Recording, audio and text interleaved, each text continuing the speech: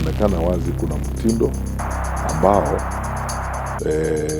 mimi leo nataka kuzungumza wazi, ni mtindo ambao unapangwa na serikali wa kuhangaisha viongozi wa upinzani, wa kuhangaisha wale ambao hawaelewani nao. Huwezi kuwa na kitendo kama kile tuliona jana kule Odhaya without county security team ya Nyeri kujua ni nini ilikuwa inafanyika, kwa sababu National Intelligence Service officers wako mpaka kwa sub county. Kukiwa na kiongozi wa upinzani kama Mheshimiwa Gachagua anaenda kwa mkutano mahali 2-3 days mbele ya hiyo, wakuu wa usalama wa hiyo area wanajua kwamba kutafanyika mkutano wa aina hii hapa, na viongozi ambao watakuwa hapa ni akina nani na akina nani watakuwa na hayo maneno yote. Inawezekanaje basi kwa mkutano kama huo watu waingie pale waanze kutupatia kazi kwa kanisa na kuna serikali? Lazima walipata nafasi, walikuwa na habari mbeleni kwamba Mheshimiwa Gachagua atakuwa huko, ataabudu hapo. Saa hii nikisema wiki ijayo nitaenda kufanya misa Kisumu Central for example. Tena ndio mimi na washauri hawa ndugu zangu viongozi walio katika vitengo vya usalama, usikubali kutumiwa kubeba uchafu wa watu na mipango ambayo inakuharibia wewe mwenyewe sifa kwanza. Inaharibu nchi yako. Na wakati mwingine ikiendelea namna hii, ikifika mahali hata unaweza kushtakiwa wewe mwenyewe na hayo maneno, na wewe huna haja na hayo maneno. Wewe unataka kutumikia nchi yako, umalize kazi yako, ustaabu vizuri, uende nyumbani. What happened yesterday in Odhaya, Nyeri is very shameful, honestly. It's unthinkable that young kids who woke up in the morning to go to Sunday school would be tear-gassed in the manner in which they are tear-gassed without cause. There is no crime they had committed. They were not in the wrong place. They were in the place they wanted to be in at that particular time. Poor old women running around, away from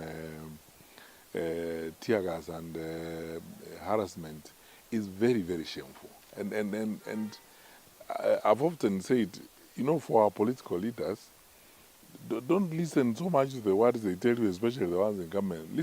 Look at their actions. Because how would a confident government do that? Because a government that's confident and has no problem with its population, with its people, why would they allow that kind of thing to happen? Okay, fine. Now, with tremendous respect, and I'm happy myself that the senior leaders of government, including His Excellency the Deputy President, whom I have a lot of respect for, and the Minister for Interior, have said agree with us that what happened is shameful and it's something that ought not to happen. Now, let's move to action. Let's see whether action will be taken and so on. Because that is what is going to tell us the sincerity or genuineness of this. Let's see what's going on. The pictures are all over the place. Those guys carrying AK-47 and so on. And then you see some strange things being said by leaders. Like I saw one leader from Laikipia saying something laughable. That Gachagua organized that so that he can seek sympathy. If he organized it, it's against the law. So why don't you arrest those people he was organizing that with? And this happened when Natembeya was attacked in Kabuchai, the same response. This is, finally, what is very stressful to me, to be honest with you, is this. 2/3 of these senior leaders in the security sector are people I worked with. I know them very well. Some of them are fairly decent people. I have said this and I don't mind repeating it again. The Inspector General, Mr. Kanja, is one of the best police officers in the country. He was my GSU commandant when I was Minister for Interior. The DCI, hawa ni watu tumefanya kazi nao na ninawajua. Some of them are going to retirement. Why do they want their careers to be soiled by that kind of nonsense perpetrated by some third-rate politicians who have problems, and they think the best way to square out the issues is to go and beat up innocent children and women. And finally, for government, and with tremendous respect, mimi naheshimu serikali, I respect our leaders in government. They are walking the country themselves to disaster. Because you will never have enough bullets for 55 million or so Kenyans. And you can't shoot your way to electoral victory or what have you. You cannot intimidate people. You can't replace proper engagement with the public. So this effort of trying to create situations like some countries in the region is not going to work. Let's go to electoral contest, kila mtu afanye yake. Wananchi wakiamua vile wataamua, basi hivyo ndivyo itakuwa. And then those who in authority need to understand, in any case, by the way, this is the electoral mandate, which means it has an expiry date. If it comes to a point where it has expired in your case, you don't have to beat innocent children and women about it. Go say sasa vile imekuwa iko namna hii, kutakuwa na siku ingine. That is how life is, and that's how we become a mature country.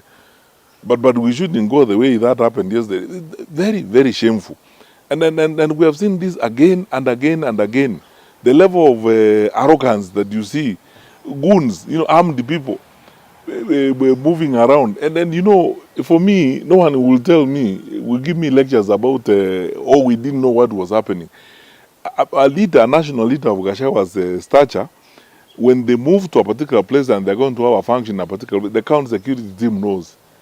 The National Intelligence Service officers in that area knew that there was going to be a meeting that day. How can you tell me that they did not know there was a plan to disrupt the meeting?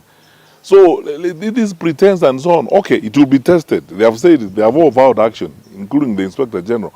Let's give them the benefit of doubt and wait for the action. Na kwa heshima kubwa sana kwa wale viongozi wetu wako kwa serikali, tafadhali tuheshimu akili na uwezo wa wananchi tunaowaongoza. Kuna mambo mengine tunaambia wananchi ambayo unashangaa kwa sababu inawezekanaje. Sasa labda kuna kitu inapangwa hapo, kuna mambo inaendelea hapo. Unaweza kuona hii si rocket science. Unaweza kuona hapo kuna kitu inafanywa hapo. Utakuja kusikia baada ya miezi 2, miezi 3, sijui passport ilitolewa, sijui nini, sijui mambo kuna ujeuri unafanyika hapo. Sasa story imeanza kuundwa. Okay. Unawezaje kuingia kwa ofisi ya waziri wa usalama ukae huko 5 hours? Na tena Nyaya House, sio kwingine, Nyaya House. Sababu mimi nafikiri wakati mwingine naanza kukuambia kwa maoni yangu mimi. Ile usalama huko kwa Nyaya House na management ya security kwa Nyaya House ni kali hata kuliko office of the president na Harambee House. Okay. Alafu sasa useme tuliingia hapo, hata ukienda kwa basement ni askari unapatana nao. Lazima iwe tu ni mambo ya... Iwapo hujasubscribe, tafadhali subscribe ili uwe wa kwanza kupata habari punde zinapotokea. Asante sana kwa kuwa mtazamaji bora, na siku moja itajipa. Endelea kutufuatilia. Langu ni Washington.